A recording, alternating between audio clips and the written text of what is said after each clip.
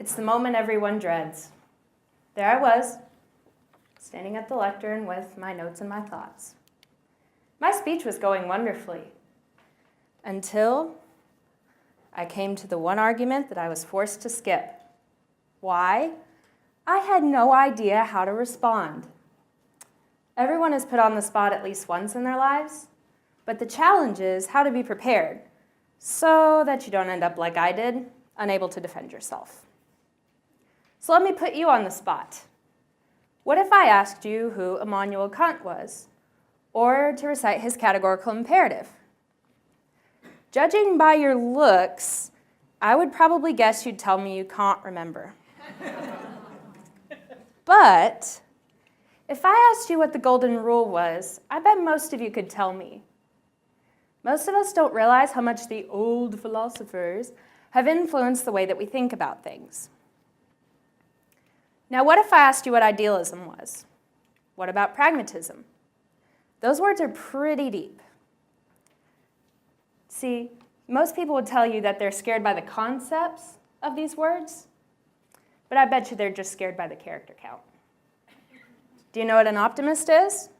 Well, if you've seen Alec Petche's speech, you know what it is. Optimism is the same as idealism, and pragmatism is just the mindset of being realistic. That's all it is. Those big words are just like a scary-looking shadow of something that's a lot of fun and not scary at all. Just ask Casey. All this fear causes a major problem. Because we get scared by big words, we aren't learning basic philosophical principles. This means that when we're put on the spot, we have no idea how to explain ourselves. So, thankfully for us, the solution is easy. All we have to do is take the time to learn some of the basic methods of philosophy. Let me tell you my story, because obviously I had to learn, or else I wouldn't be giving this speech today. Amazing how that works. When I was about 12 years old, I started debate, as was mentioned, and quite honestly, I was terrified. I was scared out of my mind. And in my last year of debate, my topic was whether governmental legitimacy was achieved through giving people what they want or by respecting their individual rights, life, liberty, and property. When I was arguing for the will of the people, one of my opponents asked a very good question. How does giving people what they want prevent violations of individual rights? They presented examples such as Socrates' trial in Athens, where the majority voted to kill him. How was I supposed to argue this? I racked my brain for an answer in the heat of battle, but nothing came. After the tournament, I decided to look at this question through a philosophical lens. I asked myself, what is popular sovereignty? Popular sovereignty means that the government is run by the will of the people, or general acceptance. Then I asked myself, what do people usually want from their government? They want their government to protect them. The link became clear that the idea of popular sovereignty was actually based on individual rights. In the next tournament, I was able to argue the issue much more comfortably, and in fact, I ended up winning and qualified to nationals. And all to think, just because I used a basic philosophical principle. Now, of course, just as you might, I had objections when I began learning. So I learned a few lessons. Allow me to share with you some of the deep concepts that I learned about philosophy. First of all, I learned that philosophy is not mystical and kung fu-y. Do not laugh, this is serious.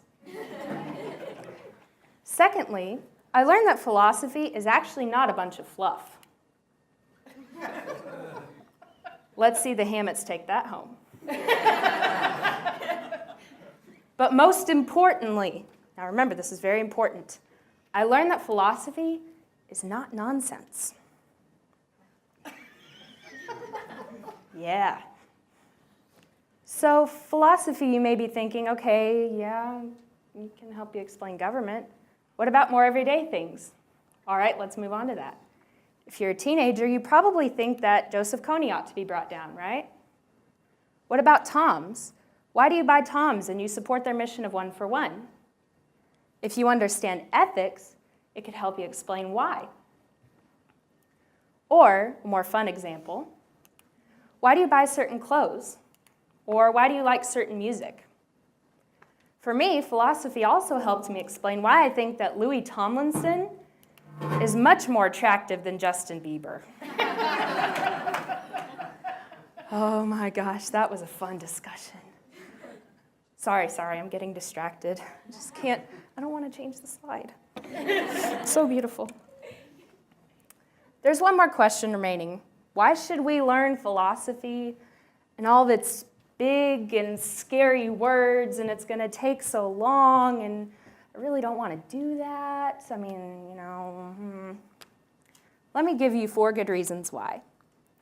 First of all, it makes it easier to communicate with you because you have a broader vocabulary with which to describe things. Secondly, and this is one of my favorites, it makes you sound smarter. Yeah. Thirdly, it also makes you more fun to talk to because there's more to talk about. But most importantly, it helps you when you're put on the spot. You see, philosophy is like a yardstick, and it gives you this yardstick to measure the consistency of your beliefs. A yardstick stays straight no matter how you put it, and so should your beliefs. My hope for you is that the next time you're put on the spot, you won't end up like I did, struggling to defend your position and babbling like an idiot. If you take the time to learn and prepare yourself, you'll be ready when the time comes. Just remember, you can do it.